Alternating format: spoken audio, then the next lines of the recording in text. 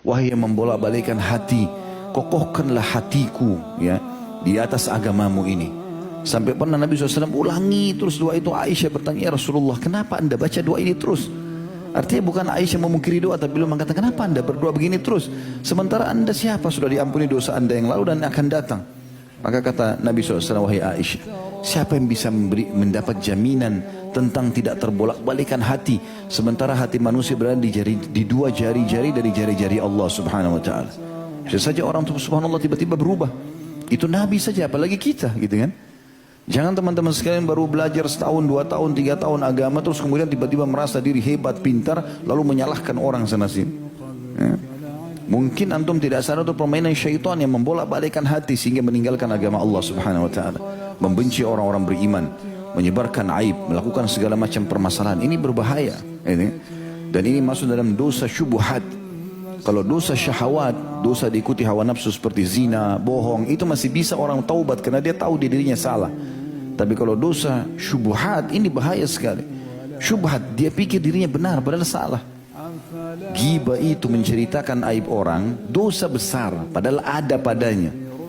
Sampai kata Nabi SAW, ghibah itu adalah engkau menceritakan yang ada pada saudaramu, memang ada padanya, baik cacat fisik, baik karakter, baik apa saja, itu nggak boleh dicerita.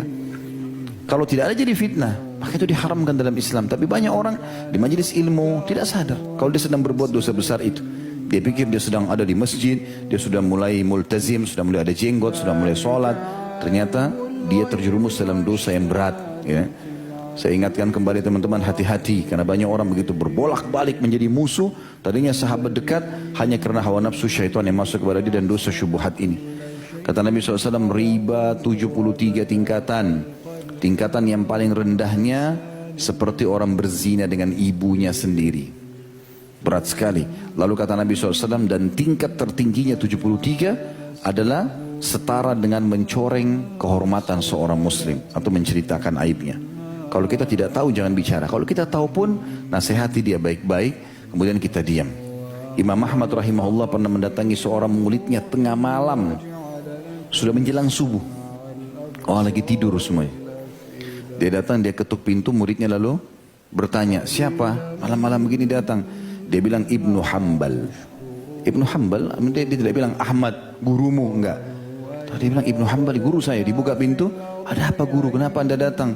Lalu Imam Ahmad pun menunjukkan isyarat dengan mulutnya. Suruh diam, jangan ribut. Lalu dia bilang, saya pun pelan-pelan di dekatnya Imam Ahmad nih. Lalu saya persilahkan masuk. Dia jalan pelan-pelan, jingkrak-jingkrakkan kakinya pelan-pelan. Jalan, saya pun ikut pelan-pelan jalan di belakangnya, tengah malam. Kemudian setelah itu, ini muridnya pikir Imam Ahmad tidak mau bangunkan orang, gitu. Kemudian dia bilang, saya persilahkan duduk. Imam Ahmad duduk dengan pelan-pelan di kursi itu, gitu. Saya pun duduk di sebelahnya dengan pelan-pelan. Lalu saya menanyakan, ada apa wahai imam? Saya berbisik-bisik. Kata Imam Ahmad, tadi siang ada sesuatu yang menggelitik hati saya. Perbuatanmu ini ada sesuatu yang mengganggu hati saya. Kata orang itu, apa itu imam? Saya berbuat dosa kah? Kebetulan muridnya Imam Ahmad yang paling terkenal ilmunya orang ini. Orang ini sangat luar biasa, setiap hari nulis hadis, setiap hari hafal. Sampai Imam Ahmad izinkan dia buka halaqah. Ya, sudah boleh isi pengajian. Maka kata Imam Ahmad, tadi siang saya lewat di majelismu, kau sedang mengajarkan murid-muridmu, kau berada di bawah pohon, murid-muridmu diterik matahari. Maka jangan kau lakukan itu. Kalau mereka panas, kau panas. Kalau kau ternaungi, mereka ternaungi, gitu kan? Maka kata Imam Ahmad, itu saja yang saya mau ingatkan kepada kamu. Lalu Imam Ahmad kata muridnya ini, jazakallah khair. Imam Ahmad keluar dengan pelan-pelan, jingkrak lalu pergi. Apa kata para ulama? Imam Ahmad melakukan ini karena dia ingin menasihati saudaranya muslim hanya berdua dan tidak ada yang tahu. Begitu loh caranya, polanya. Bukan ribut sana sini, akhirnya menunjukkan dirinya hebat dan seterusnya, ini bahaya. Ya.